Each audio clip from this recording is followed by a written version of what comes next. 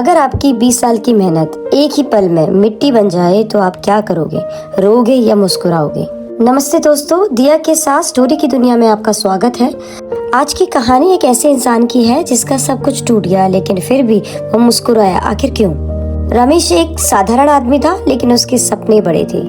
शहर के एक छोटे से किराए के कमरे में वो अपने परिवार के साथ रहता था। पत्नी सीता और 2 छोटे बच्चे रोहन और पायल। कमरा इतना छोटा था कि रात को सोने के लिए भी जगह कम पड़ जाती थी। गर्मियों में पसीना, सर्दियों में ठंड और बरसात में टपकती छत, यही उसकी जिंदगी थी। लेकिन रमेश के दिल में एक ही सपना था, अपना घर। वह रोज सुबह 6 बजे उठता, एक कप चाय पीता और काम पर निकल जाता। वह एक निर्माण स्थल पर मजदूरी करता था। वह दूसरों के लिए घर बनाता था लेकिन खुद के पास रहने के लिए अपना घर नहीं था। हर दिन की मजदूरी से थोड़ा थोड़ा पैसा बचाना आसान नहीं था। कई बार बच्चों की फीस, कभी दवाई, कभी राशन।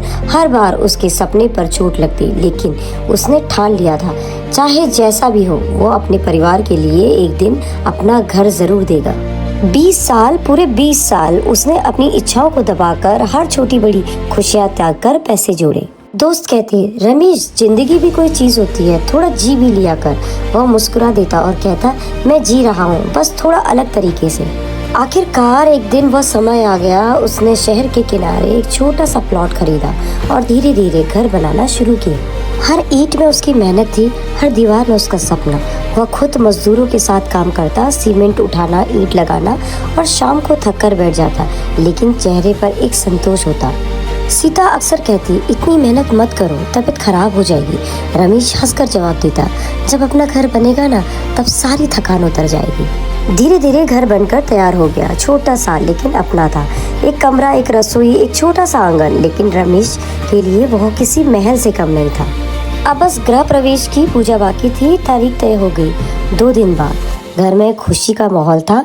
सीता ने नए बर्तन खरीदे, बच्चों ने दीवारों पर रंगीन चित्र बनाए और रमेश हर कोने को बार बार देखता, जैसे अपने सपने को छू रहा हो। अच्छा, गृह प्रवेश के एक दिन पहले रमेश बाजार गया था पूजा का सामान लेने। तभी अचानक धरती हिलने लगी। पहले हल्का कंपन, फिर जोरदार झटके। लोग इधर से उधर भाग रहे थे। दुकान के शटर गिरने लगे। चीख पुकार मच गई। भूकंप, बहुत बड़ा भूकंप। रमेश का दिल जोर जोर से धड़कने लगा। उसके दिमाग में बस एक ही ख्याल था, मेरा घर। वह बिना कुछ सोचे दौड़ पड़ा। रास्ते में हर जगह तबाही का मंजर था। गिरी हुई इमारतें, धूल का गुबार और घायल लोग। जैसे तैसे वो अपने इलाके में पहुंचा और जो उसने देखा वह उसके पैरों तले जमीन खिसका देने के लिए काफी था। उसका घर, उसका सपना, उसकी 20 साल की मेहनत मलबे में बदल चुका था। दीवारें गिर चुकी थी, छत टूट चुकी थी और सब कुछ बिखर चुका था।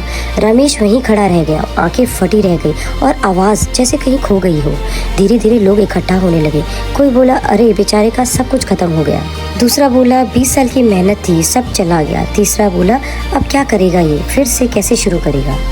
हर कोई अफसोस जता रहा था, लेकिन रमेश चुप था। वह धीरे धीरे मलबे के पास गया, एक टूटी हुई ईंट उठाई, उसने देखा और वहीं बैठ गया। कुछ देर तक वह चुपचाप सोचता रहा। फिर अचानक उसके चेहरे पर एक हल्की सी मुस्कान आई। लोग हैरान हो गए। एक आदमी ने पूछा, रमेश, तू हंस क्यों रहा है? तेरा घर टूट गया है। रमेश ने गहरी सांस ली और कहा, हाँ, मेरा घर टूट गया है, लेकिन एक बात सोचो। सब लोग चुप हो गए। रमेश बोला, अगर ये भूकंप 2 दिन बाद आता, गृह प्रवेश के बाद। उसकी आवाज थोड़ी भारी हो गई, लेकिन उसने खुद को संभाला। तो आज ये मलबा मेरा घर नहीं होता, ये मेरी और मेरे परिवार की कब्र होती। चारों तरफ सन्नाटा छा गया। रमेश आगे बोला, मैं बाजार में था, मेरा परिवार अभी पुराने किराए के घर में है, हम सब सुरक्षित हैं। उसने आसमान की तरफ देखा और कहा, भगवान ने मेरा घर लिया है पर मेरा परिवार बचा लिया। अब उसकी मुस्कान थोड़ी गहरी हो गई। घर तो फिर से बन जाएगा, लेकिन अगर मेरा परिवार चला जाता तो क्या मैं उन्हें वापस ला सकता था? लोगों के चेहरे बदलने लगे। जो लोग अभी तक अफसोस कर रहे थे अब सोच में पड़ गए। रमेश खड़ा हुआ, अपने कपड़े झाड़े और बोला, मैंने 20 साल मेहनत की थी, फिर से कर लूंगा, लेकिन आज मैं खुश हूँ क्योंकि मेरा असली घर मेरा परिवार है और वो सुरक्षित है। सीता और बच्चे भी वहाँ पहुँच चुके थे। वे डर गए थे, लेकिन रमेश को देखकर उन्हें सुकून मिला। रमेश ने अपने बच्चों को गले लगाया और कहा, डरना मत, हम फिर से बनाएंगे इससे भी अच्छा घर। रोहन ने मासूमियत से पूछा, पापा फिर से? रमेश मुस्कुराया, हाँ बेटा फिर से, क्योंकि हम हार नहीं मानते। उस दिन के बाद रमेश की जिंदगी बदल गई।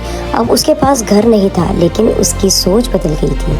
वह पहले घर के लिए जीता था, पर अब परिवार के साथ जीने लगा।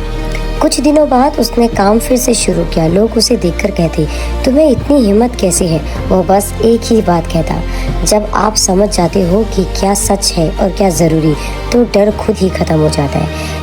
धीरे धीरे उसने फिर से पैसे जोड़ने शुरू किए। इस बार उसके अंदर एक अजीब सी शांति थी। वो जान चुका था सपने टूटते हैं, लेकिन इंसान नहीं टूटता अगर उसकी सोच मजबूत हो। सालों बाद उसने फिर से एक छोटा सा घर बनाया। इस बार घर पहले से बड़ा नहीं था, लेकिन उसमें एक चीज़ ज़्यादा थी, समझ।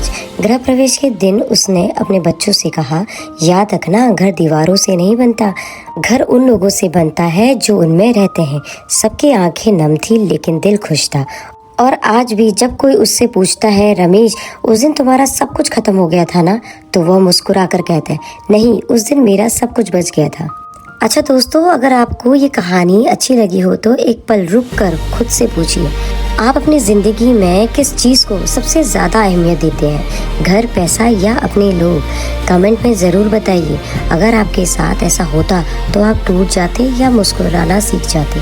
और अगर आप ऐसी दिल छूने वाली कहानियाँ सुनना चाहते हैं तो चैनल को फॉलो करना मत भूलिए, क्योंकि यहाँ सिर्फ कहानियाँ ही नहीं, सोच बदलने वाले एहसास मिलते हैं।